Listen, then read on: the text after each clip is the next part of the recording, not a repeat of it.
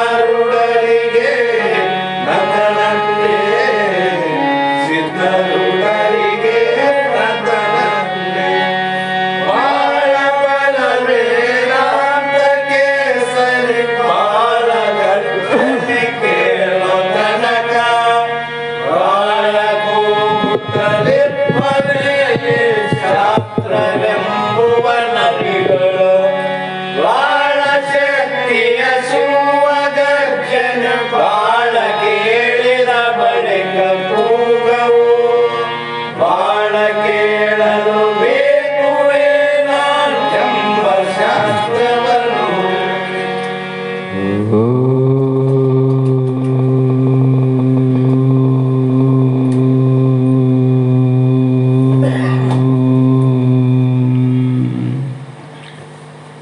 अनंत जन्म संप्राप्त कर्म बंध विदायिनी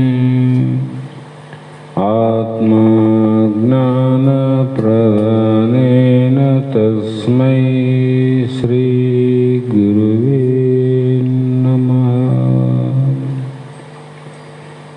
जगदादि जगद्गुरु अद्वैत सार्वभौम ಸದ್ಗುರು ಸಿದ್ಧಾರೂಢ ಮಹಾಸ್ವಾಮಿಗಳ ಶ್ರೀ ಪಾದ ಪದ್ಮಗಳಿಗೂ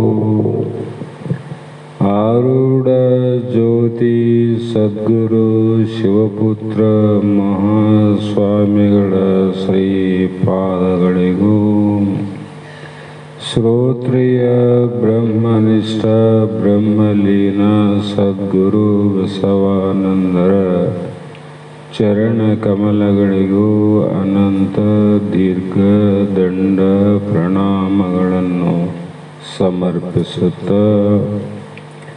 ಸದ್ಗುರು ಸಿದ್ಧಲಿಂಗಪ್ಪ ತಾತ ಕಪಗಲ್ ಇವರನ್ನು ಮನದೋಳು ಧ್ಯಾನಿಸುತ್ತ ತಮ್ಮೆಲ್ಲರಿಗೂ ವಂದಿಸುತ್ತ ಈ ದಿನ ಶ್ರೀಮದ್ ಭಗವದ್ಗೀತೆ ಎನ್ನುವ ಗ್ರಂಥದ 9ನೇ ಅಧ್ಯಾಯದ 30ನೇ ಶ್ಲೋಕ ಇಂದಿನ ಆಧಾರದ ವಿಷಯವಾಗಿದ್ದು,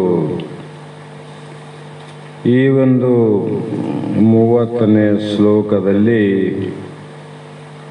ಶ್ರೀಕೃಷ್ಣ ಭಗವಂತನು ಅರ್ಜುನನ ಕುರಿತು ಹಿಂದೆ ನಾನು ಸಮಸ್ತ ಜೀವಕೋಟಿಗಳಲ್ಲಿ ಸರ್ವ ಪ್ರಾಣಿಗಳಲ್ಲಿಯೂ ಸಮಭಾವದಿಂದ ವ್ಯಾಪಿಸಿದ್ದು, ಅಂದರೆ ಸಮಭಾವದಿಂದ ನಾನು ಇದ್ದು ನನಗೆ ಯಾರೂ ಅಪ್ರಿಯರಾದವರು ಇಲ್ಲ ಮತ್ತು ಪ್ರಿಯರಾದವರು ಇಲ್ಲ ಅಂತ. ಯಾಕಂದ್ರೆ ತಾನೇ ಎಲ್ಲ ಕಡೆ ಇದ್ದಾಗ ದ್ವೈತದಲ್ಲಿ ಪ್ರಿಯ ಅಪ್ರಿಯ ನಡೀತದೆ. ದ್ವೈತದಲ್ಲಿ ನನ್ನವರು ತನ್ನವರು ಅಂತ ಒಬ್ಬರ ಮೇಲೆ ಪ್ರೀತಿ ಒಬ್ಬರ ಮೇಲೆ ದ್ವೇಷ ಇರ್ತದೆ. ಎಲ್ಲ ನಾನೇ ಎಂದಾಗ ನನಗೆ ಪ್ರೀತಿಸುವವರು ಯಾರು ಇಲ್ಲ, ದ್ವೇಷಿಸುವವರು ಯಾರು ಇಲ್ಲ. ಈ ರೀತಿ ತಿಳಿದುಕೊಂಡು ಯಾವ ಭಕ್ತರು ನನ್ನನ್ನು ಪ್ರೀತಿ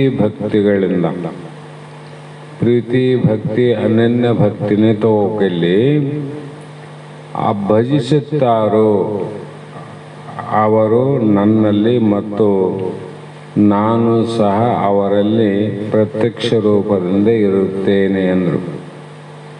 ಅನುಮಾನನೇ ಸಂಶಯನಿಲ್ಲ ಅಂತ. ಯಾವುದು ನಮ್ಮ ಮನೆಯಲ್ಲಿ ಸತ್ತಾಗಿದೆಯೋ ಅದು ಇನ್ನೊಬ್ಬರ ಮನೆಯಲ್ಲಿ ಕೂಡ ಅದೇ ಸತ್ತಾಗಿದೆ.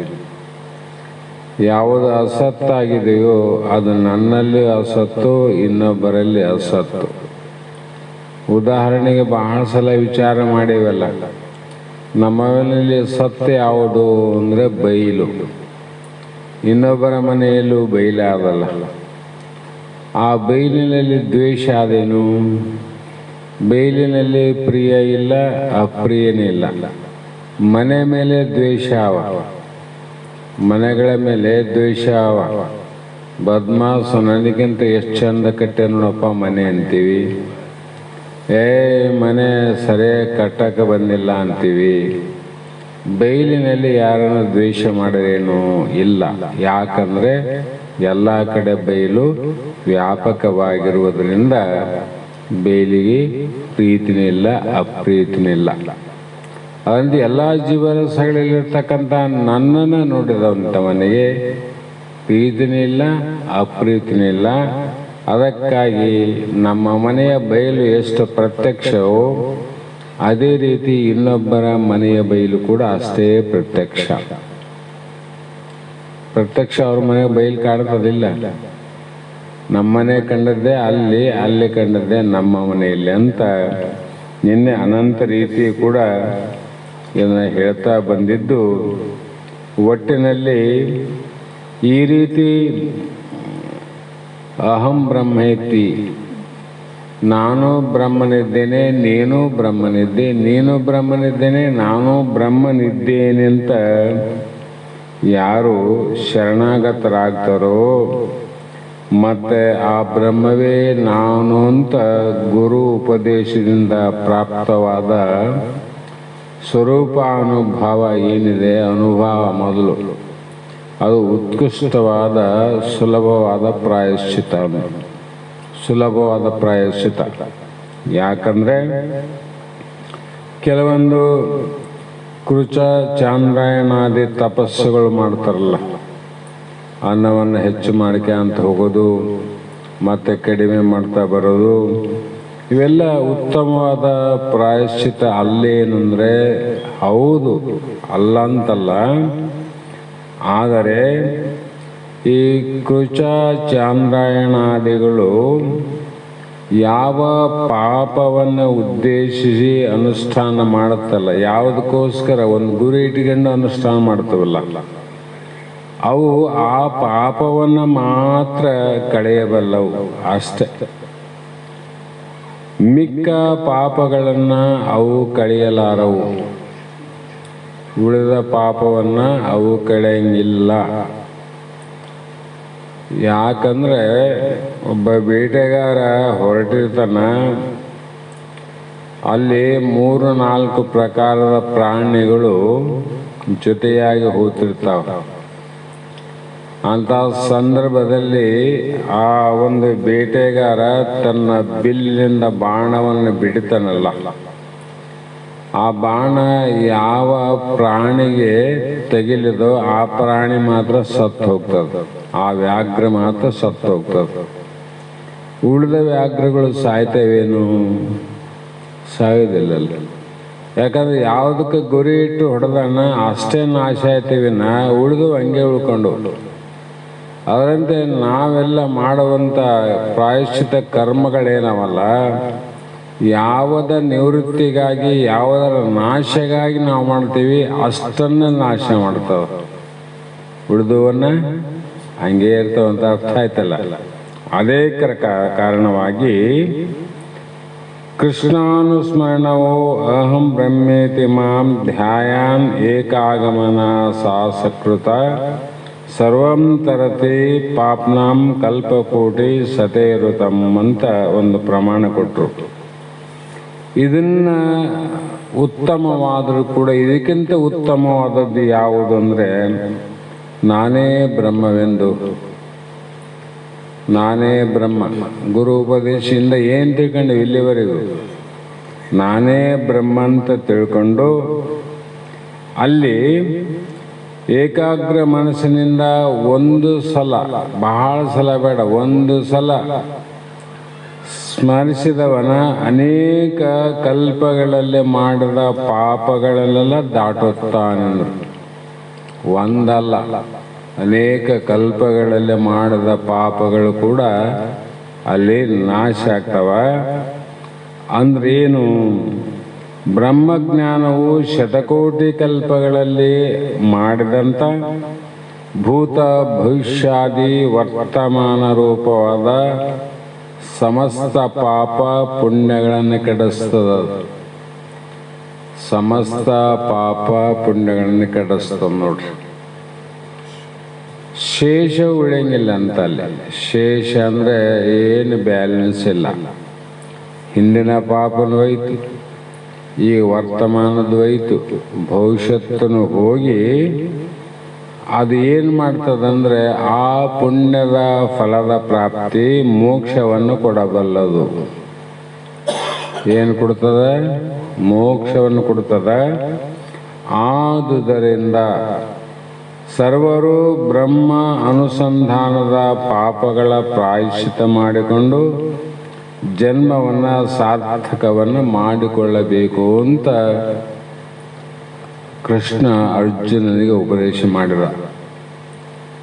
ಯಾಕಂದರೆ ಜ್ಯೋತಿಯ ಬಲದಿಂದ ತಮ್ಮಂದದ ಕೇಡು ಅಂದಂಗೆ ಅಲ್ಲಿ ನಿನ್ನೆ ಕತ್ತಲು ಇವತ್ತಿನ ಕತ್ತಲು, 10 ವರ್ಷದ ಹಿಂದೆ ಇದ್ದಂಥ ಮನೆ ಕತ್ತಲು ಬೀಗ ಹಾಕಿ ಎಲ್ಲಿಗೆ ಹೋಗಿದ್ರು, 16 ವರ್ಷ ಆಗಿತ್ತು, ಕತ್ತಲು ಕವಿದಿತ್ತು.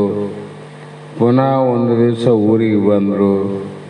ಬಂದ ಮೇಲೆ ಮನೆಯಲ್ಲಿ ಒಂದು ಸಣ್ಣ ದೀಪ ಅಂದರೆ ಜ್ಯೋತಿ ಹಚ್ಚಿದಿಲ್ಲ. ಆ ಜ್ಯೋತಿ ಹಚ್ಚಿದಾಗ 2 ತಿಂಗಳ ಕತ್ತಲೆ ಕಳೆದು ಉಳಿದ ಕತ್ತಲೆಯನ್ನು ಹಂಗೆ ಉಳಿಸಿಲ್ಲ. ಅದು ಎಲ್ಲವೂ ನಾಶ ಆಯ್ತಿಲ್ಲ. ಅದರಂತೆ ಜ್ಞಾನ ಏನು ಮಾಡ್ತದ?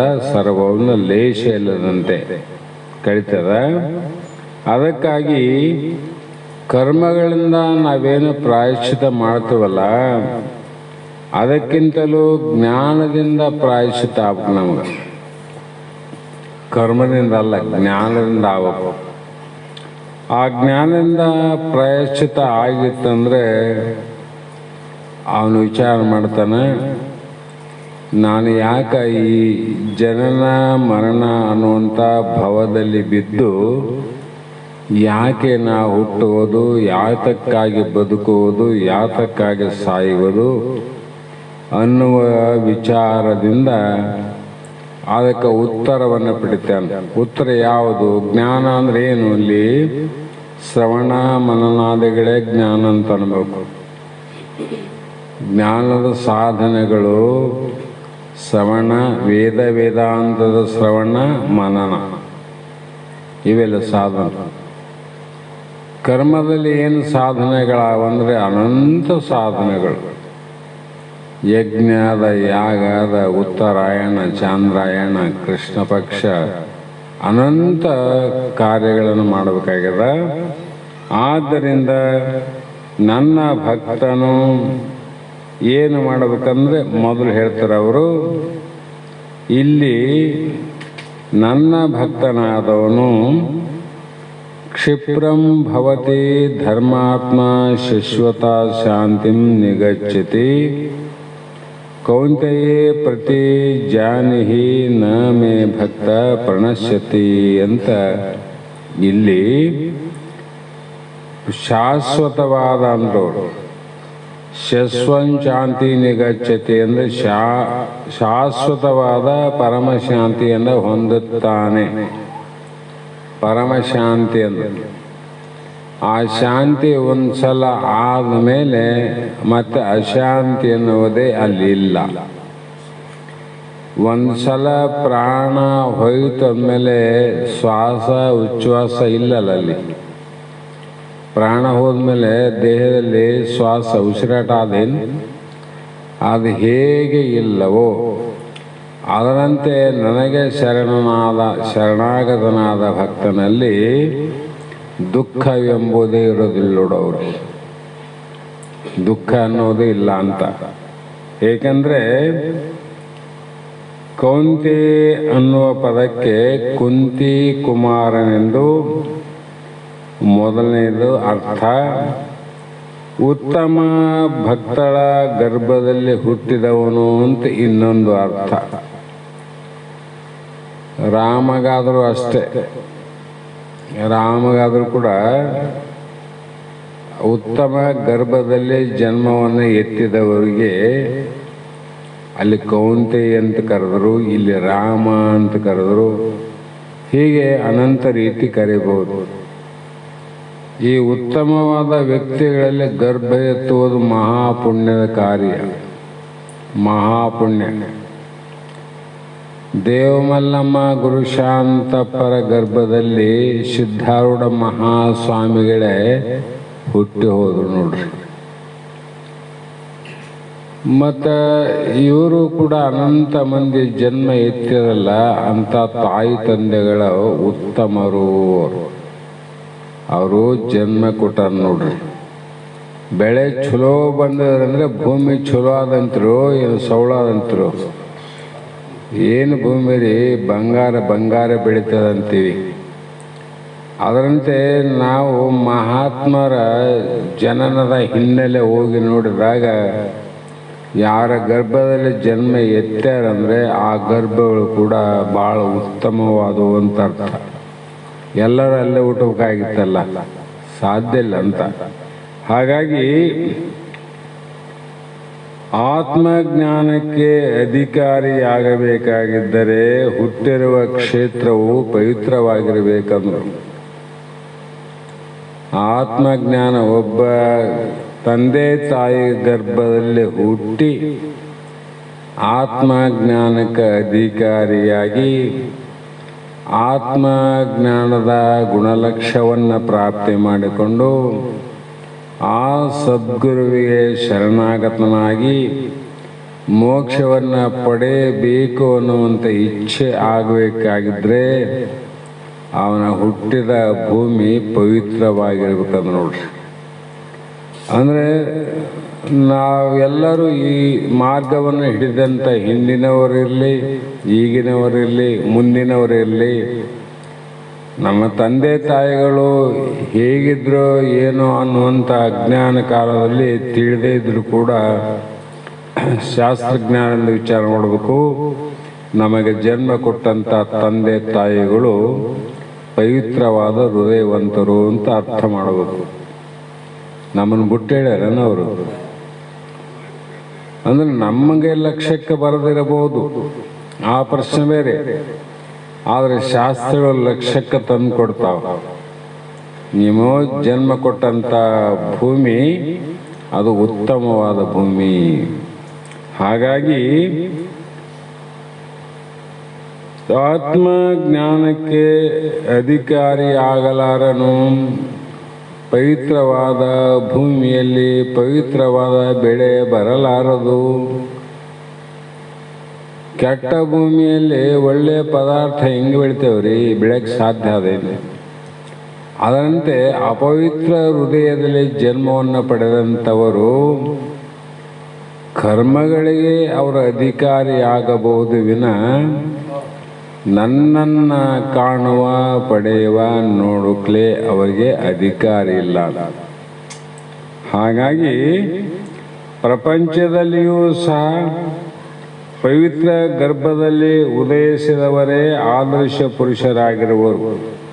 ಅವರೇ ಹೇಳಕತ್ತಾರೆ ನೋಡ್ರಿ, ಜಗತ್ತಿನ ನೋಡ್ರಪ್ಪ ಯಾರು ಆದರ್ಶ ಪುರುಷರಾಗ್ಯಾರಂದ್ರೆ ಕೌಂತೆಯವೆಂಬ ಪದಕ್ಕೆ ಬೋಧಿಸುವ ವಿಷಯವನ್ನು ಶ್ರದ್ಧೆಯಿಂದ ಕೇಳುವನು ಅನ್ನೋದು ಮತ್ತೊಂದು ಅರ್ಥ.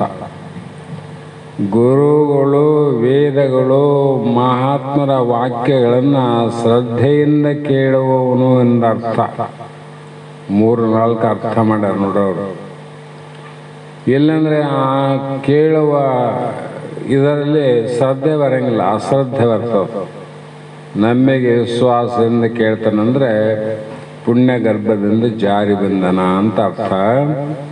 ಹೀಗೆ ಬ್ರಹ್ಮವ್ಯಕ್ತನಾದ ಯತಿಯು ತನ್ನ ಸ್ವರೂಪಕ್ಕೆ ಭಿನ್ನವಿಲ್ಲದೆ ನನ್ನ ಧ್ಯಾನದಿಂದ ತಕ್ಷಣ ಅಂದರೆ ಉತ್ತರ ಕ್ಷಣದಲ್ಲಿಯೇ ಧರ್ಮಾತ್ಮನಾಗುತ್ತಾನೆ.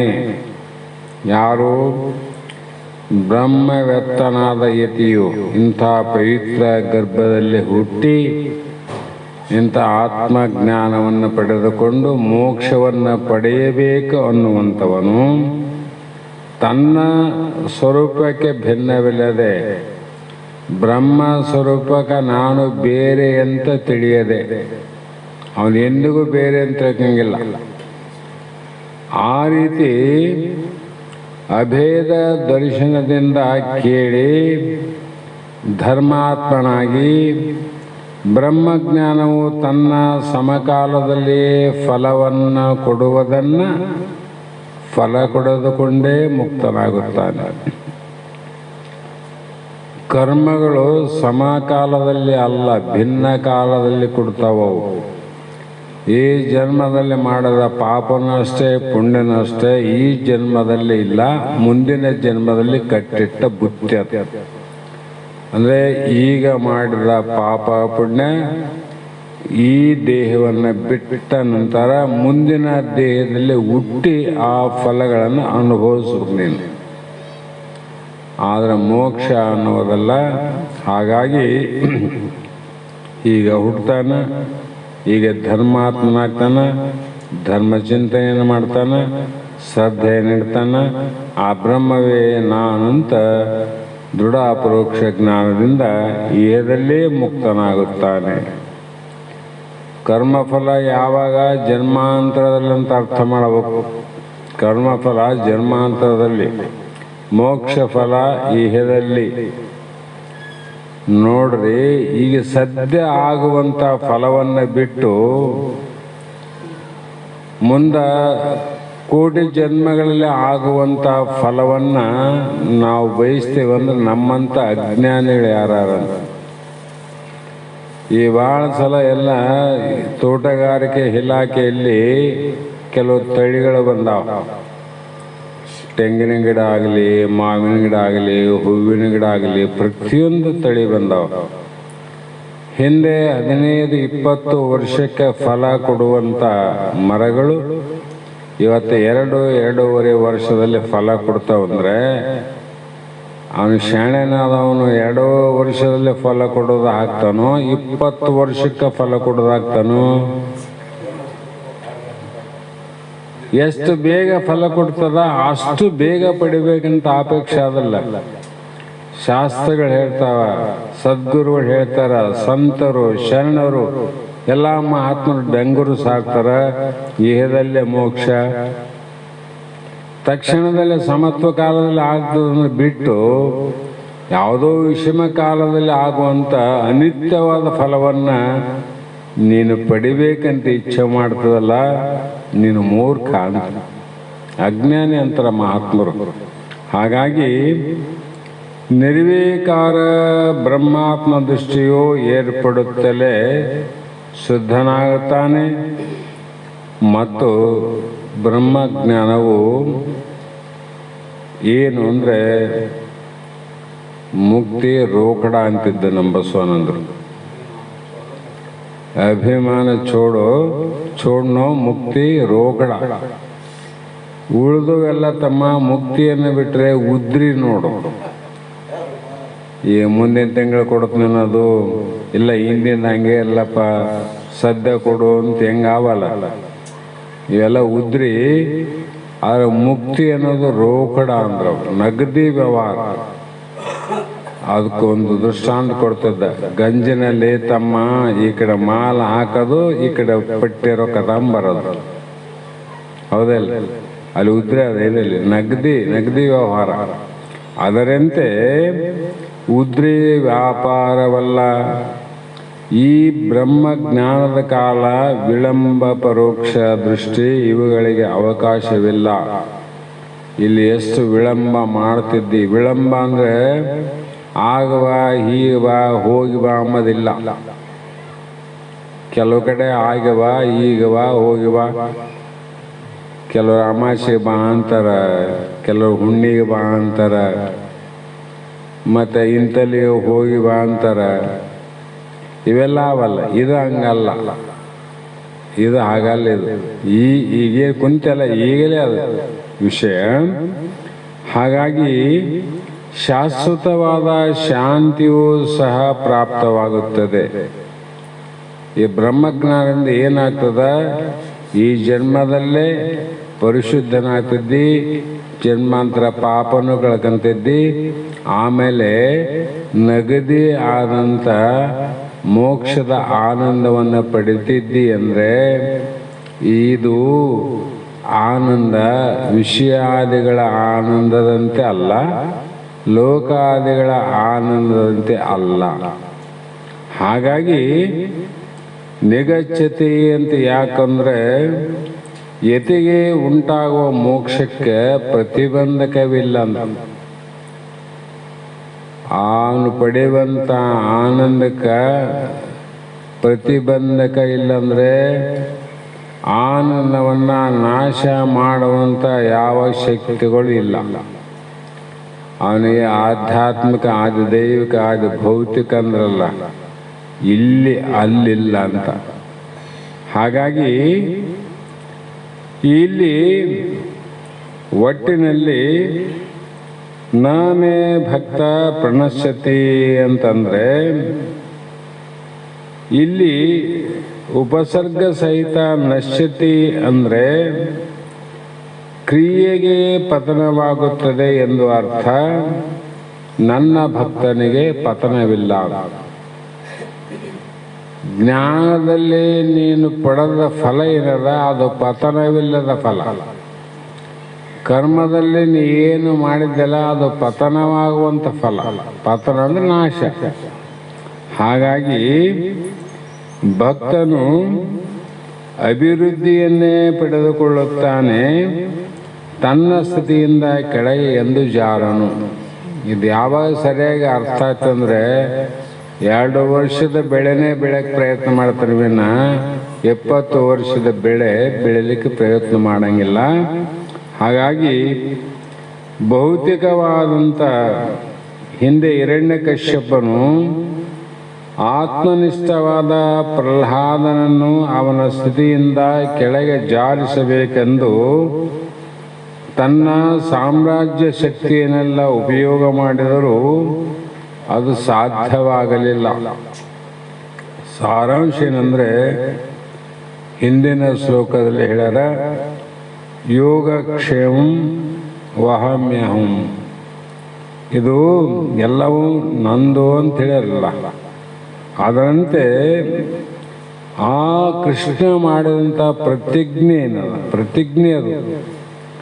ಅದರ ಅನುಸಾರವಾಗಿ ಚೇತನವಾದಂಥ ಸರ್ವಶಕ್ತಿಯಿಂದ ಕೂಡಿದಂಥ ಸರ್ವಜ್ಞ ರೂಪನಾದಂಥ ಈಶ್ವರನನ್ನು ಯಾರು ಆಶ್ರಯ ಮಾಡ್ಯಾರ, ಅಂಥ ಆಶ್ರಯ ಮಾಡಿದವರು ಯಾರ್ರಿ? ಎಲ್ಲರ ಆಶ್ರಯ ಮಾಡಕ್ಕೆ ಬರೋಂಗಿಲ್ಲ. ಬ್ರಹ್ಮಯುದ್ವಂ ಬ್ರಹ್ಮೈ ಭವತಿ ಅಂತ ಶ್ರುತಿ ಹೇಳ್ತದೆ. ಅಂಥ ಬ್ರಹ್ಮವಿದರಾದ ಬ್ರಹ್ಮನಿಷ್ಠನಿಗೆ ಮುಕ್ತಿಗೆ ಯಾವ ಆತಂಕ ಇಲ್ಲ ಅಂತ. ಯಾಕೆ ಅದು ಆತಂಕ? ನಾವು ಯಾರ ಸಂಗ ಮಾಡಿವಿ? ನಿನ್ನೆ ಮೊನ್ನೆನೇ ಹೇಳಿನಿ, ಸ್ವಲ್ಪ ನೆನಪಿಡ್ರಿ. ಯಾರ ಆಶ್ರಯದಲ್ಲಿ ನಾವು ಬೆಳಿತೀವಂದ್ರೆ ಅವ್ರಿಗೇನದ ಅದು ನಮಗೆ ಅದಲ್ಲ. ಶ್ರೀಮಂತರ ಮನೆಗೆ ಅಡಿಗೆ ಮಾಡ್ತಾರಪ್ಪ, ನನಗೊಂದು ಅಡಿಗೆ ನಿನಗೊಂದು ಅಡಿಗೆ ಮಾಡ್ತಾರೆ. ಮನೆಗಿದ್ದವ್ರಿಗೆಲ್ಲರಿಗೂ ಒಂದೇ ರೀತಿ. ಬಡವ್ರ ಮನೆಗೇನದ, ಅವರು ಕೂಡ ಏನು ಮಾಡ್ಯಾರ ಎಲ್ಲರಿಗೆ ಅದ. ಅಲ್ಲಿ ಯಾರಿಗೆ? ಯಾಕಂದ್ರೆ ಅವರ ಆಶ್ರಯದಲ್ಲಿ, ಭಗವಂತನ ಆಶ್ರಯದಲ್ಲಿ ಯಾರು ಬ್ರಹ್ಮಜ್ಞಾನಿಗಳಾರಂದ್ರೆ ಭಗವಂತನಿಗೆ ನಿನ್ನೆ ಹೇಳೇನಿ, ಇಲ್ಲದ್ದು ನಿಮಗಿಲ್ಲ, ಅವನಿಗಿದ್ದದ್ದು ನಿಮಗಾದ ನೋಡ್ರಿ. ಅವ್ರ ಮನೆಯಲ್ಲಿ ಏನು ಮಾಡ್ಯಾರ ಅದು ಮನೆಯಲ್ಲರಿಗೆ ಅದ. ಈಶ್ವರನ ಆಶ್ರಯ ಮಾಡಿದಂಥ ಬ್ರಹ್ಮಜ್ಞಾನಿಗಳಿಗೆ ಈಶ್ವರಿಗೇನಿಲ್ಲ, ಜನನ ಮರಣ ಇಲ್ಲಲ್ಲ, ನಿನಗಿಲ್ಲ. ಮತ್ತು ಈಶ್ವರನಿಗೆ ಮತ್ತೊಂದೇನಿಲ್ಲ, ದುಃಖ ಇಲ್ಲ, ನಿನಗೂ ದುಃಖ ಇಲ್ಲ. ಯಾಕಂದ್ರೆ ಅದು ಪರಮಾತ್ಮನ ಆಶ್ರಯದಲ್ಲಿರೋರು. ಹಾಗಾಗಿ ಇಲ್ಲಿ ಕೂಡ ಘಂಟಾಘೋಷವಾಗಿ ಯಾವ ಆತಂಕವೂ ಇಲ್ಲ ಅಂತ ಪರಮಾತ್ಮ ಕೈ ಎತ್ತಿ ಘಂಟಾಘೋಷವಾಗಿ ಹೇಳಬಹುದು ಅಂದರು.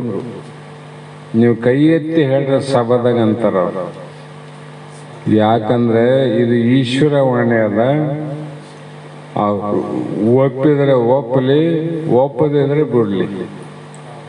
ಊರಾಗ ಒಳ್ಳೆ ಕಾರ್ಯ ಮಾಡ್ತಾರಂದ್ರೆ ಡಂಗೂರ್ ಹಾಕ್ತಾರಿಲ್ಲ, ಊರಾಗ ಎಲ್ಲರೂ ಕೇಳ್ತಾರ, ಆ ಡಂಗೂರದ ಸಾರಾಂಶದಂತೆ ಎಲ್ಲರೂ ನಡಿತಾರ, ಬರ್ತಾರ, ಹೋಗ್ತಾರ ಅಂತಿಲ್ಲ. ಸಾರೊಂದು ಸಾರದ. ಅದೇ ರೀತಿ ಇಲ್ಲಿ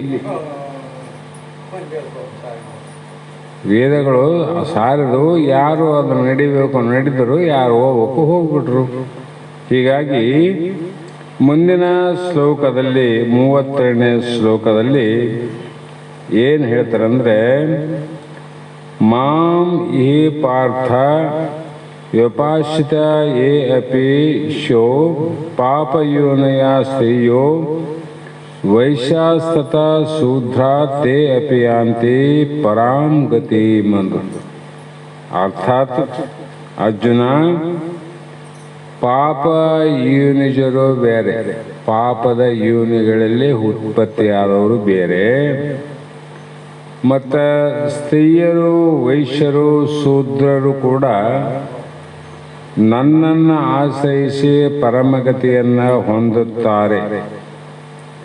ಜಗತ್ತಿನಲ್ಲಿ ಏನು ಮಾಡಿದ್ರು ಅಂದ್ರೆ, ಈ ಸ್ತ್ರೀ ಯೋನಿ ಬೇರೆ, ವೈಶಾಸ್ತ್ರ ಯೋಗಿನಲ್ಲಿ ಹುಟ್ಟಿದವರು ಬೇರೆ, ಶೂದ್ರಲ್ಲಿ ಹುಟ್ಟಿದವರು ಬೇರೆ, ಹೀಗೆ ಅನಂತ ಬ್ರಾಹ್ಮಣ, ಶೂದ್ರ, ವೈಶ್ಯ, ಕ್ಷತ್ರಿಯ ಅಂತ ವರ್ಣ ಆಶ್ರಮಗಳಲ್ಲಿ ಇಂಥ ಆಶ್ರಮದಲ್ಲಿ ಹುಟ್ಟಿದವರು ಶ್ರೇಷ್ಠ, ಇಂಥ ಆಶ್ರಮದಲ್ಲಿ ಹುಟ್ಟಿದವರು ಕನಿಷ್ಠರು ಅಂತ. ಕೆಲವು ಕಡೆ ಸ್ತ್ರೀಯರು ಹೆಣ್ಣಾಗಿ ಯಾಕೆ ಹುಟ್ಟಾರಂದರೆ ಪಾಪದ ಸಲುವಾಗಿ ಹೆಣ್ಣಾಗಿ ಹುಟ್ಟಾರಂತ ಕೆಲವು ಪುರಾಣಗಳಾಗಲಿ ಕೆಲವು ಹೇಳ್ತಾರೆ. ಆದರೆ ಸ್ತ್ರೀಯರು, ವೈಶ್ಯರು, ಶೂದ್ರರು ಮತ್ತು ಇವರಿಗಿಂತ ಭಿನ್ನರಾದ ಪಾಪ ಯೋನಿಗಳು, ನೀಚ ಯೋನಿಗಳಾವಲ್ಲ, ಆ ನೀಚ ಜನ್ಮಗಳಲ್ಲಿ ಹುಟ್ಟಿ ನೀಚ ಕರ್ಮಗಳನ್ನು ಮಾಡುತ್ತಿರುವ ಈ ಮೊದಲಾದವರು ಎಲ್ಲರೂ ಸೋಪಾದಿಕನು ಇಲ್ಲವೇ ನಿರುಪಾದಿಕನು ಪರಮಾತ್ಮನು ಆದ ನನ್ನನ್ನು ಸದ್ಗುರು ಉಪದೇಶದಿಂದ ಉಂಟಾದ ಜ್ಞಾನದಿಂದ ಸರಿಯಾದ ಉಪಾಸನೆ ಮಾಡಿ ಅಥವಾ ಕ್ರಮವಾಗಿ ಸಾಕ್ಷಾತ್ಕಾರಕ್ಕಾಗಿ ಪರಮ ಪುರುಷಾರ್ಥವಾದ ಕೈವಲ್ಯವನ್ನು ಪಡೆದುಕೊಳ್ಳುವರಂದರು. ಅವರು ಕೂಡ ಪಡೆದುಕೊಳ್ಳಲಿಕ್ಕೆ ಸಾಧ್ಯ ಆದ ನೋಡ್ರಿ, ಅನಂತ ಪಾಪ ಯೋನಿಗಳಲ್ಲಿ. ಅದಕ್ಕೆ ಸಿದ್ಧಾರೂಢ ಚರಿತೆಯಲ್ಲಿ ಕೂಡ ಕೆಲವು ಬರ್ತಾವ. ಭೂತ ಪಿಶಾಚಿ ದೇಹದಲ್ಲಿ ತೊಟ್ಟು ಬಂದು ಪುನಃ ಮತ್ತೆ ಸಿದ್ಧಾರೂಢರ ಕೈಲಾಸ ಆಶ್ರಮದಲ್ಲಿ ಮರದ ಮೇಲೆ ಕುಂತು ಒಂದು ಭೂತ ಕೇಳ್ತಂತೆ. ಕೇಳಿ ಅದು ಕೂಡ ಮೋಕ್ಷವನ್ನು, ಮುಕ್ತಿಯನ್ನು ಪಡಿತು ಅಂತ ಪುರಾಣದಲ್ಲಿ ಬರೆದಾರೆ. ಹಾಗಾಗಿ ಆತ್ಮಜ್ಞಾನವು ಇಂಥವರಿಗೆ ಆಗಲಿ, ಇಂಥ ಜಾತಿಯವರಿಗೆ ಆಗಲಿ, ಇಂಥ ಕರ್ಮ ಮಾಡುವವರಿಗೆ ಆಗಲಿ ಎಂಬ ನಿಯಮ ಏನಿದೆ ಮೋಕ್ಷವನ್ನು ಉಂಟು ಮಾಡಬಲ್ಲದು ಅಂತ ಅರ್ಥ ಮಾಡೋಕ್ಕಿಲ್ಲ. ಇದೆಲ್ಲ ದೃಷ್ಟಿ ಇಟ್ಟುಕೊಂಡೇ ನಿಜಗಳು ಯಾರು ಕಿತ್ತಲಾರದಂಥ, ಅಳ್ಳಕಿಸಲಾರದಂಥ, ಇನ್ನೊಂದು ಕೈಯಿಂದ ಹಾಕಲಾರದ, ತೇಯಲಿಕ್ಕೆ ಬರಲಾರದಂಥ ಪ್ರಥಮ ವಚನವನ್ನೇ, ಪದ್ಯವನ್ನು ಹೇಳಿದರು. ಶ್ರೀ ಗುರು ವಚನೋಪದೇಶವನ್ನು ಆಲಿಸಿದಾಗಳ ಹೌದು ನರರಿಗೆ ಮುಕ್ತ. ಜನ್ಮ ಜನ್ಮಾಂತರಲ್ಲೂ ಕೂಡ ಅವರೆಲ್ಲರಿಗೂ ಮೋಕ್ಷಕ್ಕೆ ಸಾಧ್ಯ ಅಂದರು.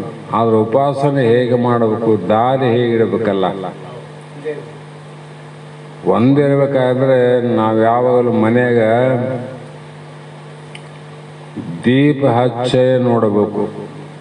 ಮನೆಯಾಗ ದೀಪ ಹಚ್ಚಬೇಕು ನೋಡ್ರಿ. ಮನೆಗೆ ಬೆಂಕಿ ಹಚ್ಚದೆ ಬೆಂಕಿನೂ ಪ್ರಕಾಶ ಅದ, ದೀಪಕ್ಕೂ ಪ್ರಕಾಶ ಅದ. ದೀಪ ಹಚ್ಚದ ಏನಾಗ್ತದ ಪರಿಣಾಮ, ಬೆಂಕಿ ಹಚ್ಚದ ಏನಾಗ್ತದೆ, ಬೆಂಕಿ ಹಚ್ಚಿದ್ರೆ ಸರ್ವೂ ನಾಶ ಆಗ್ತದೆ, ದೀಪ ಹಚ್ಚಿದ್ರೆ ಸರ್ವೂ ಪ್ರಶಾಂತವಾಗಿರ್ತದೆ.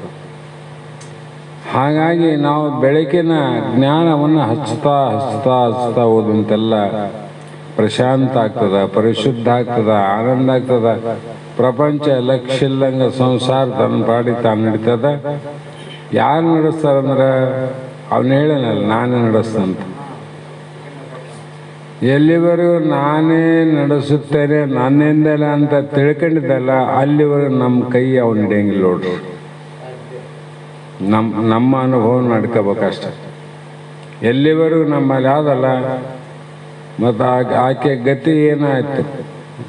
ದ್ರೌಪದಿ ಸೀರೆಯನ್ನು ಸೆಳೆಯುವಾಗ ಆ ಒಂದು 101 ಸೀರೆ 100 ಸೀರೆ ದುಶ್ಯಾಸನ ಎಳೆಯುವಂಥ ಸಂದರ್ಭದಲ್ಲಿ ಎಂತೆಂಥ ಬಲಾಢ್ಯರಿದ್ರು. 5 ಮಂದಿ ಬಲಾಢ್ಯ ಗಂಡಂದಿರು, ಆಚಾರ್ಯರು, ಭೀಷ್ಮಾದಿಗಳು, ಬಂಧು ಬಳಗ, ಎಷ್ಟು ಮಂದಿ ಎಲ್ಲ ಇದ್ದರೂ ಕೂಡ ಆಕೆಗೆ ಯಾರೂ ರಕ್ಷಣೆಗೆ ಬರೋದಿದ್ದಂಥ ಪ್ರಸಂಗದಲ್ಲಿ ತನ್ನ ತಾನು ರಕ್ಷಣೆ ಮಾಡಿಕೊಳ್ಳಬೇಕು ಅಂತ ನೆಲಿಗೆ ಮೇಲೆ ಗಟ್ಟಿಯಾಗಿ ಸೀರೆ ಹಿಡ್ಕೊಂಡಿದ್ಲು. ಅವನು ಸೆಳ್ತಿದ್ನಲ್ಲ, ಜಾರವಾರಂತ ಒಂದು ಕೈಲಿ, ಇನ್ನೊಂದು ಕೈಲಿ ಕೃಷ್ಣ ಅಂತಿಲ್ಲ. ಮೊದಲು 2 ಕೈ ಹಿಡ್ಕೊಂಡ್ಲು. 50-60 ಸೀರೆ ಹೋಗೇಬಿಟ್ಟು, ಇನ್ನು ನನ್ನ ಕೈಲಿ ಆಗೋದಿಲ್ಲೇನೋ ಅಂತ ವಿಚಾರ ಮಾಡಿ ಅರ್ಧ ಭಗವಂತನ ಮೇಲೆ ಒಂದು ಕೈ ಇಟ್ಲು. ಕೃಷ್ಣ ಅಂತ ಒಂದು ಕೈ ತನ್ನ ಮೇಲಿದ್ದು. ಈ ಪ್ರಸಂಗದಾಗ ಅಲ್ಲಿ ನಡೆದತ್ತಲ್ಲ, ಅರಮನೆಯಲ್ಲಿ ತನ್ನ ಸಖಿಯರ ಜೊತೆ ವಿಶ್ರಾಂತಿ ಇದ್ದ ಕೃಷ್ಣನೇ ಮನಸ್ಸು ಚಂಚಲ ಆಯ್ತು. ಅವರು ಹೊರಗೆ ಬಾಗಿಲಲ್ಲಿ ಹೋಗೋದು ಮತ್ತೆ ಒಳಗೆ ಬರೋದು, ಹೋಗೋದು ಬರೋದು ಮಾಡಿದ್ರ. ಕೇಳಿದ್ರೆಲ್ಲ ಸಖಿಯರು, ಯಾಕೆ ಹಿಂಗ್ಯಾಕೆ ಮಾಡ್ತೀರಿ? ಕುಂತಲ್ಲೇ ಕುಂದ್ರಿ, ಇಲ್ಲ ಅಲ್ಲೇ ನಿಂದ್ರಿ, ಹೋಗೋದು ಬರೋದು ಯಾಕೆ ಮಾಡ್ತೀರ ಅಂದ. ಇಲ್ಲ ಪ್ರಸಂಗ ಹಂಗಾದ ಅಂದ. ಪ್ರಸಂಗ ಹಂಗಾದ ಸರಿ ಅಂತ ಮತ್ತೆ ಸ್ವಲ್ಪ ಹೊತ್ತಿಗೆ ವಸ್ತು ಇತ್ತಲ್ಲ, ಒಂದು ಕಾಲು ಹೊರಗಿಟ್ಟ, ಒಂದು ಕಾಲು ಒಳಗಿಟ್ಟ. 50-60 ಹೋಗತನ ತಿರುಗಾಡೋದು ಮಾಡೋದು ಕೃಷ್ಣ. ಇನ್ನು ಒಂದು 100 ಹೋಗೋದ್ರೊಳಗಾಗಿ ಬಂದು ವಸ್ತುಲಾಗೆ 2 ಕಾಲಿಟ್ಟ. ಒಂದು ಕೈ ನನ್ನ ಕಡೆ ಅದ, ಒಂದು ಕೈ ತನ್ನ ಕಡೆ ಅದ. ಅಂದರೆ ಪೂರ್ಣ ವಿಶ್ವಾಸ, ಕೃಷ್ಣನೇ ರಕ್ಷಣೆ ಮಾಡ್ದಂಥ ವಿಶ್ವಾಸ ಇನ್ನೂ ಬಂದಿಲ್ಲ. ಸ್ವಲ್ಪ ಸಂಶಯ ಆದಂತ ತಿಳ್ಕೊಂಡಿಲ್ಲ. ಅವಾಗ ಕೇಳಿದ್ರು, ಯಾಕೆ ಹಿಂಗೆ ಮಾಡ್ತೆ ಅಂತ. ನೋಡ್ರಂತ ತೋರಿಸಿದ. ಈ ಪ್ರಸಂಗ ಅದ, ಮತ್ತು ಹೋಗಿ ಸಹಾಯನ ಮಾಡೋ ಅಂತ ಇವ್ರು ಹೇಳಿದರು. ಹಂಗೆ ಭಕ್ತ ವತ್ಸಲ ಅಂತ ಆದ, ಇಲ್ಲಂತಲ್ಲ. ನಾನೇ ರಕ್ಷಣೆ ಮಾಡ್ತಂತ ಹೇಳಿ ನನ್ನ ಮಾತು ಸುಳ್ಳಲ್ಲ. ಮತ್ತು ನೀನೇ ಹೇಳಿದವನು ನೀನು ಯಾಕೆ ಹೋಗ್ಬಾರ್ದು ಕಷ್ಟದಾಗ ಅಂದ್ರೆ ಅವರು. ಅಲ್ಲೋ, ನಾನು ಪೂರ್ಣ ವಿಶ್ವಾಸ ಯಾವಾಗ ನನ್ನಲ್ಲಿರ್ತಾರ ಆವಾಗ ರಕ್ಷಣೆ ಮಾಡ್ತಂತ ಹೇಳಿಲ್ಲ. ಈಕೆ ಈ ಪೂರ್ಣ ಇನ್ನೂ ಬಂದಿಲ್ಲ. ಒಂದು ಕೈಯಿಂದ ಒಂದೇ ಬಂದದ, ಇನ್ನೊಂದು ಕೈ ತನ್ನ ಮೇಲೆ ಅದ. ಅದೊಂದು ಕೈ ಯಾವಾಗ ಬಿಡ್ತಾಳ ಆವಾಗ ನೋಡ್ರ ನಾವು. 100 ಹೋಗಿದ್ದು, ಇನ್ನು ಒಂದೇ ಸೇರೆ ಉಳಿದಿತ್ತು.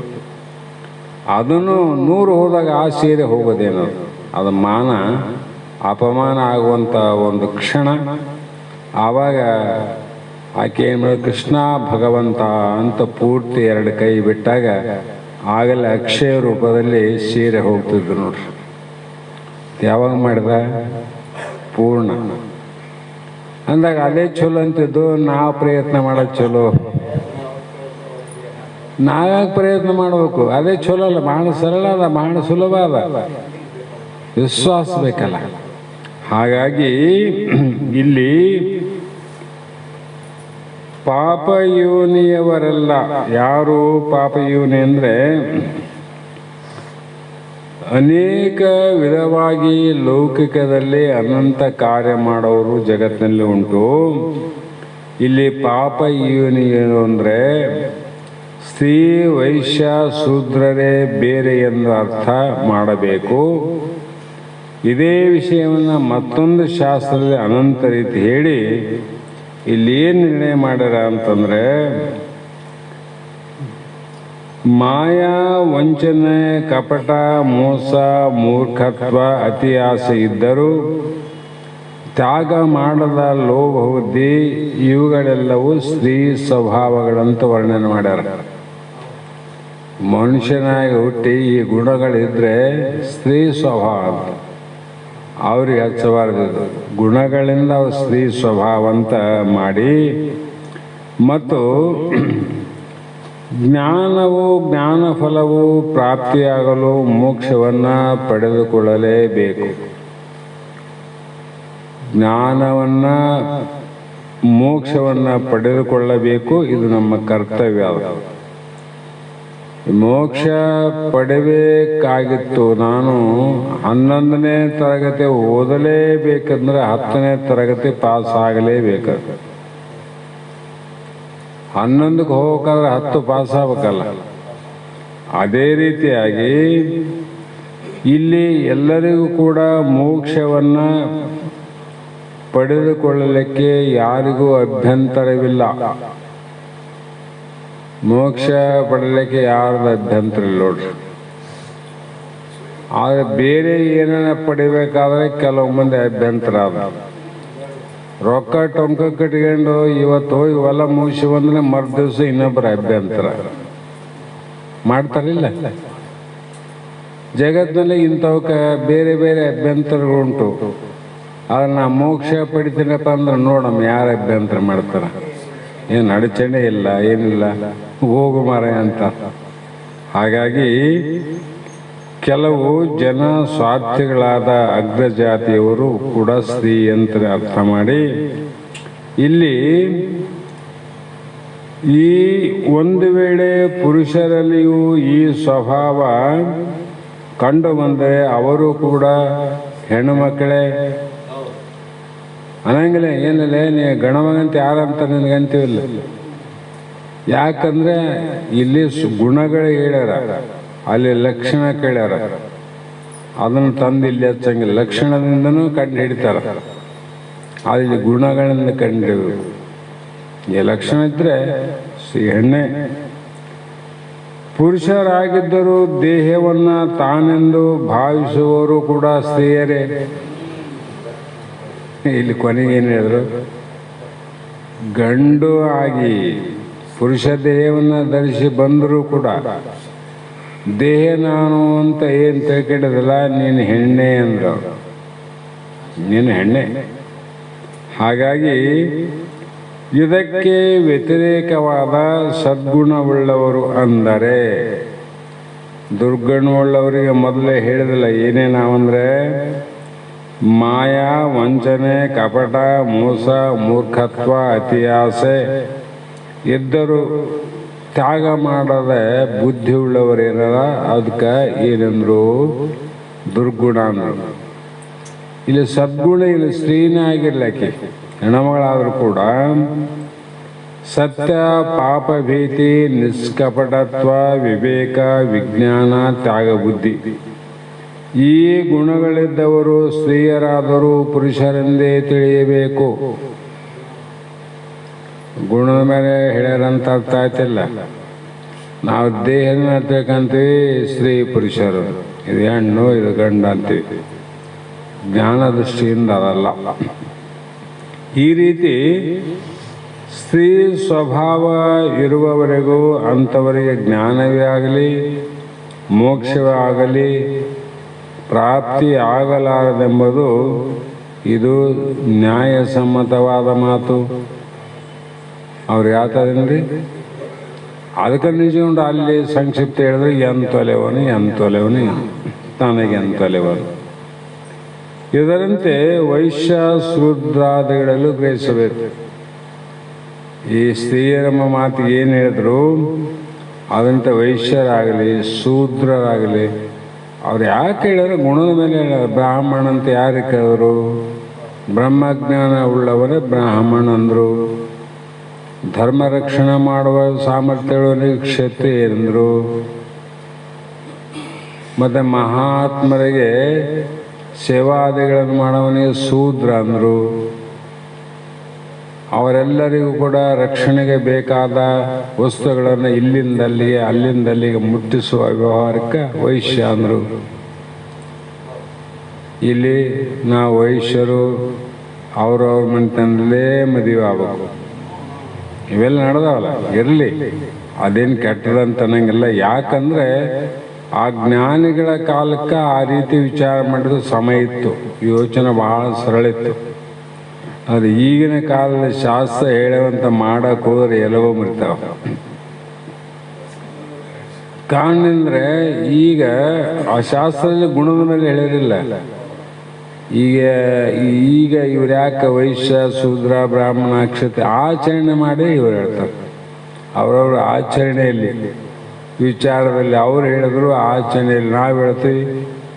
ನಾವೇನು ಬಲ್ಲ ಮಾಡಕ್ಕೆ ಹೋದ್ರೆ 3 ದಿನ ಸಂಸಾರ ಆಗಿಲ್ಲ, ತಾಳಿ ಹರಿದು ಮನೆಗೆ ಕೊಟ್ಟು ಬಂದ್ಬಂದು. ಯಾಕಂದ್ರೆ ಅವ್ರ ಸಂಸ್ಕಾರ ನಮ್ಗೆ ಇಡಿಸಂಗಿಲ್ಲ, ನಮ್ಮ ಸಂಸ್ಕಾರ ಅವ್ರಿಗೆ ಇಡಿಸಂಗಿಲ್ಲ. ಆ ಗುಣಗಳನ್ನು ಹಿಡಿದು ಇವತ್ತಿಗೂ ಕೆಡಂಗಿಲ್ಲ. ಇವತ್ತು ಕೆಲವು ಜನ ಒಂದಲ್ಲ ಅಂತರ್ಜಾತಿ ವಿವಾಹ ಮಾಡ್ತೀವಿ ನಾವು, ನಮ್ಮಲ್ಲಿ ಜಾತಿ ಅದು ಏನಿಲ್ಲ. ಅವ್ರು ಹೇಳಿದ್ದು ಯಾವ ಪ್ರಕಾರ ಹೇಳ್ಯಾರ, ನೀವು ಹೆಂಗೆ ಮಾಡ್ತೀರಂತ. ಹಂಗಿದ್ರೆ ಮಾಡು, ಇಂತಪ್ಪ ಯಾರು ಬೇಡ ಅಂತಾರೆ. ಹೀಗೆ ಅನಂತ ರೀತಿ ಹೇಳ್ತಾ ಬಂದರು. ಮುಂದೆ ಕಿಂ ಪುನಃ ಬ್ರಾಹ್ಮಣ ಪುಣ್ಯ ಭಕ್ತ ರಾಜರ್ಷಯ ತತ ಅನಿತ್ಯಂ ಅಸುಖಂ ಲೋಕಂ ಇಮಂ ಪ್ರಾಪ್ಯ ಭಜಸ್ವ ಅಂತ. ಇಲ್ಲಿ ಪುಣ್ಯ ಯೋನಿಜರು ಭಕ್ತರು ಆದ ಬ್ರಾಹ್ಮಣರು ಮತ್ತು ರಾಜ ಋಷಿಗಳು ಪರಮ ಗತಿಯನ್ನು ಹೊಂದುವರು ಅಂತ ಹೇಳಬೇಕಾದದ್ದು ಏನು ಅವಶ್ಯಕತೆ ಆದಂದರೆ, ಅನಿತ್ಯವೂ ಅಸುಖವೂ ಆದ ಈ ಲೋಕವನ್ನು ಪಡೆದಿರುವ ನೀನು ನನ್ನನ್ನು ಭಜಿಸು. ನೀನು ಯಾಕೆ ಹೇಳ್ತಾರೆ, ನೀನು ಅನಿತ್ಯವನ್ನು ನಿತ್ಯ ಅಂತ ಭಜಿಸಕತ್ತಿದ್ದಿ, ದುಃಖವನ್ನೇ ಸುಖ ಅಂತ ತಿಳ್ಕೊಂಡಿದ್ದಿ. ಆ ಕಾರಣವಾಗಿ ಪರಮೇಶ್ವರನ ಅವನಲ್ಲಿ ಭಕ್ತಿಯನ್ನು ಮಾಡಿ ಗುರುನಾಥನ ಯುಕ್ತಿಯನ್ನು ಅರಿತು. ಪರಮಾತ್ಮನಲ್ಲಿ ಭಕ್ತಿ ಮಾಡೋ, ಗುರುನಾಥನಲ್ಲಿ ಯುಕ್ತಿಯನ್ನು ಅರಿ ಅಂದರು. ನಾವು ಪರಮಾತ್ಮನಲ್ಲಿ ಯುಕ್ತಿ ತಿಳಕ್ಕೆ ಹೋಗೀವಿ, ಗುರುನಾಥನಲ್ಲಿ ಭಕ್ತಿ ಮಾಡಿ. ಒಂದಕ್ಕೊಂದು ಮೇಳ ಆಗ್ತವೆ ನೀವು. ಹಾಗಾಗಿ ಅಂಥ ಭಕ್ತಿಯಿಂದ ಬ್ರಹ್ಮಜ್ಞಾನವನ್ನು ಪಡೆದು ಅದೇ ಮಾರ್ಗದಿಂದ ಮೋಕ್ಷವೆಂಬ ಪರಮಗತಿಯನ್ನು ಹೊಂದು. ಧರ್ಮ, ಅರ್ಥ, ಕಾಮ, ಮೋಕ್ಷ ಇವು 4ರಲ್ಲಿ ಯಾವುದು ಶ್ರೇಷ್ಠ ಪರಮಗತಿ ಅಂದರೆ ಮೋಕ್ಷ ಅಂತ ಇಟ್ಟರು. ಅದನ್ನು ಪಡೆಯುವುದೇ ಶ್ರೇಷ್ಠ ಆಚಾರವುಳ್ಳ ಉತ್ತಮ ಜಾತಿಯವರಾದ ಬ್ರಾಹ್ಮಣರು. ಅವ್ರು ಹೇಳಿಬಿಟ್ರು, ಅವರಿಗೆ ಬ್ರಾಹ್ಮಣರು ಅಂತ ಕರೆದರು. ಈಗ ಬ್ರಾಹ್ಮಣ ಅನ್ನುವ ಲಕ್ಷಣ ಇಲ್ಲ, ಬ್ರಹ್ಮಜ್ಞಾನದ ಗಾಳಿ ಇಲ್ಲ, ಗಂಧ ಇಲ್ಲ, ಧೂಳಿಲ್ಲ. ಅವರಪ್ಪ ಅವರಮ್ಮ ಬ್ರಾಹ್ಮಣರಂತ ಏನು ಬರಿಸರಲ್ಲ ಜಾತಿ, ಆ ಜಾತಿಯಲ್ಲಿ ಹುಟ್ಟಿದವರೆಲ್ಲರೂ ಬ್ರಾಹ್ಮಣರ ಆಗಿಬಿಟ್ರು ನೋಡು. ಅವ್ರು ಯಾರಿಗೆ ಬ್ರಾಹ್ಮಣ ಅಂತ ಕರೆದಾರ? ಕ್ಷತ್ರಿಯರು. ಅವರು ಧರ್ಮಕ್ಕೆ ನಾಶ ಆಗುವಂಥ ಸಂದರ್ಭ ಬಂದಂಥ ಸಂದರ್ಭದಲ್ಲಿ ಧರ್ಮ ರಕ್ಷಣೆಗಾಗಿ ತಮ್ಮ ಪ್ರಾಣವನ್ನೇ ತ್ಯಾಗ ಮಾಡಿದಂಥವ್ರು ಯಾರ, ಅವರಿಗೆ ಕ್ಷತ್ರಿಯರು ರಕ್ಷಣೆ. ಏನು ರಕ್ಷಣೆ ಮಾಡಿದ್ರು? ತಮ್ಮನಲ್ಲ, ಧರ್ಮ ರಕ್ಷಣೆ ಮಾಡಿದ್ರು. ಈಗ ಕ್ಷತ್ರಿಯರಂತ ಅವ್ರ ಹೊಟ್ಟೆಯಲ್ಲಿ ಹುಟ್ಟಿದ ಪಾಪಾನುಗುಣದಿಂದ ಅಂತ ಬರೆದ ರಜಗೊಂಡ್ರು. ಅಂಗವಿಕಲರಾಗಿ ಹುಟ್ಟುತ್ತಾರಿಲ್ಲ, ಕೈ ಇರಂಗಿಲ್ಲ, ಇಲ್ಲ ಕಾಲ ಇರಂಗಿಲ್ಲ. ಯಾರು ಹೊಟ್ಟೆ ಗುಟ್ಟೆನವನು, ಯಾವ ಕುಲದಲ್ಲಿ? ಕ್ಷತ್ರಿಯ.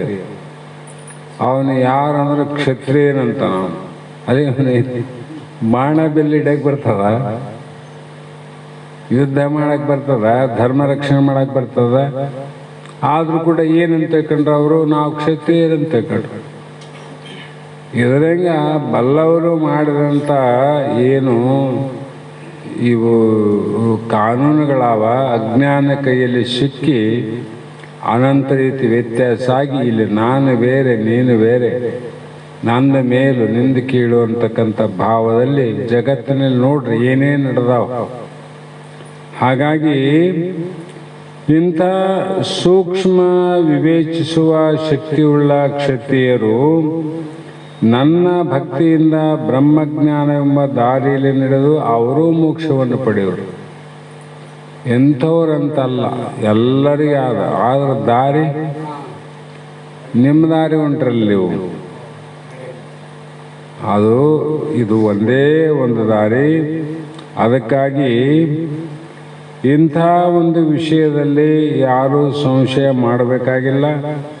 ಇದು ಭಗವದ್ಗೀತೆಯ ಮಹಿಮೆ, ಜ್ಞಾನದ ಪ್ರಭಾವ, ಸರ್ವವನ್ನು ಸಾಧಿಸಿಕೊಳ್ಳಬಹುದಾದ ಅತ್ಯಂತ ದುರ್ಲಭವಾದ ಅಧಿಕಾರಿ ಮನುಷ್ಯ ದೇಹವನ್ನು ಪಡೆದುಕೊಂಡು ಅದು ನಾಶವಾಗುವುದರೊಳಗೆ ಅಥವಾ ರೋಗಾದಿಗಳಿಂದ ಗ್ರಸ್ತವಾಗುವುದರೊಳಗೆ ಅತಿ ಜಾಗೃತೆಯಾಗಿ ಮಹಾಪ್ರಯತ್ನವನ್ನು ಮಾಡಿ ಜ್ಞಾನವನ್ನು ಪಡೆದುಕೊಂಡು ಮನುಷ್ಯ ದೇಹವನ್ನು ಸಾರ್ಥಕ ಮಾಡಿಕೊಳ್ಳಬೇಕು ಅಂತ ಮಹಾತ್ಮರ ಆದೇಶ. ಮಹಾತ್ಮರ ಆದೇಶ ಏನಲ್ಲ, ಇದೇ ಕನಿಕರ ಕರುಣಾಮಯಗಳು ದಯಾಮಯ ಅಂತ ಯಾಕೆ ಕರೆದ್ರು? ಅವರ ಕೃಪೆ ಅವರ ಕರುಣೆ ಅನ್ನೋದು ಈ ಜನ್ಮ ಸಾರ್ಥಕ ಮಾಡಿಕೊಂಡು ಮುಕ್ತನಾಗಲಿ ಅನ್ನೋ ಬಯಕೆ ವಿನ ಮತ್ತೊಂದು ಬಯಕೆ ಇಲ್ಲ. ಮತ್ತು ಇದು ಎದರಿಂದ ಆಗ್ತದ್ರಿ ಅಂತ ವಿಚಾರ ಮಾಡಿದ್ರೆ ಮತ್ತೆ ಎಷ್ಟೇ ಜನ್ಮತ್ರಿ ಇದು ಶಾಸ್ತ್ರದಿಂದನೇ ಆಗೋದು ವಿನ ಶಸ್ತ್ರಗಳಿಂದ ಅಲ್ಲ. ಶಸ್ತ್ರಗಳಿಂದ ಏನಾಗ್ತದ? ಅಶಾಂತಿ ಆಗ್ತದ. ಶಾಸ್ತ್ರದಿಂದ ಶಾಂತಿ ಆಗ್ತದೆ. ಶಸ್ತ್ರದಿಂದ ಅಶಾಂತಿಗೆ ಫಲ ಏನಾದ್ರೆ ದುಃಖ ಅದ, ಅಲ್ಲಿ ಭವಸಾಗರ ಅದ. ಶಾಸ್ತ್ರದಲ್ಲಿ ಏನದ? ಶಾಂತಿ ಅದ. ಶಾಂತಿಗೆ ಫಲ ಏನಾದಂದ್ರೆ ಅತ್ಯಂತ ಆನಂದ ಅದ, ಮೋಕ್ಷ. ನಾವು ವಿರುದ್ಧ ಮಾಡೀವಿ. ಶಾಸ್ತ್ರದಿಂದ ಶಾಂತಿ ಪಡೆಯೋದನ್ನ ಬಿಟ್ಟು ಶಸ್ತ್ರದಿಂದ ಶಾಂತಿ ಪಡೆಯಬೇಕಂತೀವಿ. ಶಸ್ತ್ರಗಳಿಂದ ಪಡಿತಕ್ಕಂಥದ್ದು ಶಾಸ್ತ್ರಗಳಿಂದ ಪಡಿಬೇಕಂತೀವಿ. ನಾವೆಷ್ಟೋ ಶಾಸ್ತ್ರಕ್ಕೆ ಇಡೋಪ್ಪ, ಏನಾಗಿದೆ ನನಗೆ? ಮತ್ತೇನಾಯ್ತು ಅರ್ಥ? ಯಾವುದರಿಂದ ಪಡಿಬೇಕು ಅನ್ನೋ ಮಾರ್ಗ ಅದ. ಆ ಮಾರ್ಗವನ್ನು ಹಿಡಿದು ಹೋಗಿ ನಾವು ಮನುಷ್ಯ ಜನ್ಮ ಸಾರ್ಥಕ ಮಾಡ್ಕೋಬೇಕು. ಹೀಗೆ ಮಹಾತ್ಮರು ಅನೇಕ ರೀತಿಯಿಂದ ಉಪದೇಶವನ್ನು ಮಾಡುವವರಾಗಿದ್ದು, ಇಲ್ಲಿಗೆ ಸಮಯ ಆಗಲಿಕ್ಕೆ ಬಂದಿದ್ದು, ಇವತ್ತಿನ ಶಾಸ್ತ್ರದ ಪುಷ್ಪಗಳನ್ನು ಗುರುಪಾದಕ್ಕೆ ಸಮರ್ಪಿಸಿ ನಾವು ನೀವು ಧನ್ಯರಾಗೋಣ ಅನ್ನುವ ಮಾತನ್ನು ಹೇಳ್ತಾ ಮಂಗಲವನ್ನು ಹೇಳ್ರಿ.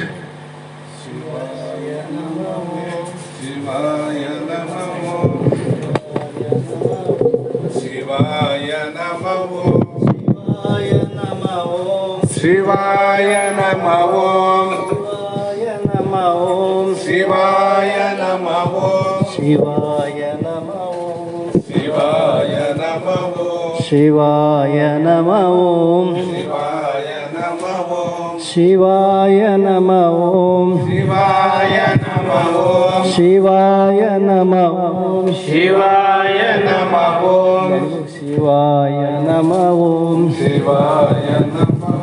ಶಿವಾಯ ನಮೋ ಶಿವಾಯ ನಮೋ ಶಿವಾಯ ನಮೋ ಶಿವಾಯ ನಮೋ ಶಿವಾಯ ನಮೋ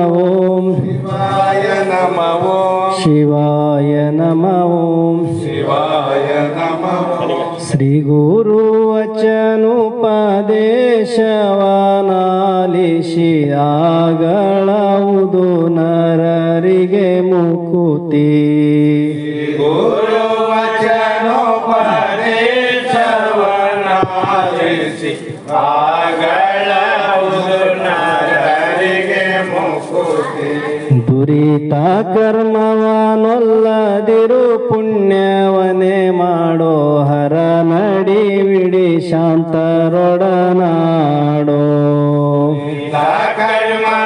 ಕರ್ಮವನಲ್ಲದಿರು ಪುಣ್ಯವನ್ನೇ ಮಾಡು ಹರನಾಡಿ ವಿಡಿ ಶಾಂತರೊಡನಾಡು ಕರುಣವಿರಲಿ ಜೀವರುಳು ನೀತಿ ವಿಧಾನಗು ಪೊರೆ ಪೊರ್ದಿದರನೆಂದು ಬೆಸಸುವ ಗುರು ವಚನೋಪದೇಶವನಾಲಿಸಿ ಆಗಳವುದು ನರರಿಗೆ ಮುಕುತಿ ನಿಂದಿಸಿ ನುಡಿಯದಿರಾರನ್ನು ಮನಸ್ಸಿಗೆ ಬಂದಂತೆ ನಡೆಯದಿರಿಯದಲ್ಲಿ ದೇಶಿ ನುಡಿಯದಿರಾರನ್ನು ಮನಸ್ಸಿಗೆ ಬಂದಂತೆ ನಡೆಯದಿರಿಯದಲ್ಲಿ ಕುಂದುವಡಿಯದಿರು ಕಾಮಾದಿಗಳನ್ನು ಜಯಿಸೆಂದು ಕೈವಿಡಿದನು ಗ್ರಹಿಸುವ ಗುರು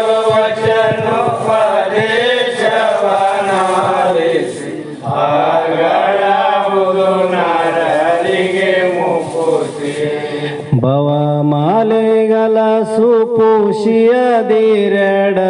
ಬಂದು ಕವಿಯಲಂಜದಿರು ಸಂಪದದೋಳು ಮಾಲೆಗಳ ಸುಪುಸಿಯದಿರೆಡರು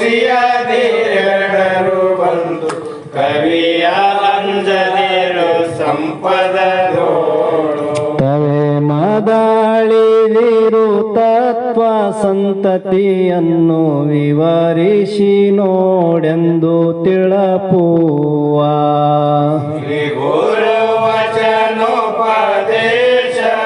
ವಚನೋಪದೇಶವನಾಲಿಸಿ ಆಗಳವುದು ನರರಿಗೆ ಮುಕುತಿ ಬಳಸದಿರದ್ವೈತವನು ಬಾಯದೊಳು ನಿನ್ನೊಳಗೆ ಕೋಭಾವನೆ ಒಡಗೂಡೋ ಸಾದೇವದ್ವೈತವನು ಬಾಯದೊಳು ನಿನ್ನ ಒಳಗೆ ಕೋಭಾವನೆ ಒಡಗೂಡು ತಿಳಿದು ಸಮಯ ನಿಷ್ಠೆಗಲಿ ವೇದ ವಿಧ ಭಕ್ತಿಗಳ ನಗಲಾದಿರೆಂದು ಸರುವ ಈ ಗುರು ವಚನೋಪದೇಶವನಾಲಿಸಿ ಆಗಳವುದು ನರರಿಗೆ ಮುಕುತಿ ಆರು ನಾನೆಂದು ವಿಚಾರಿಸು ವಿಷಮ ಸಂಸಾರವಿದನು ಕನಸೆಂದರಿ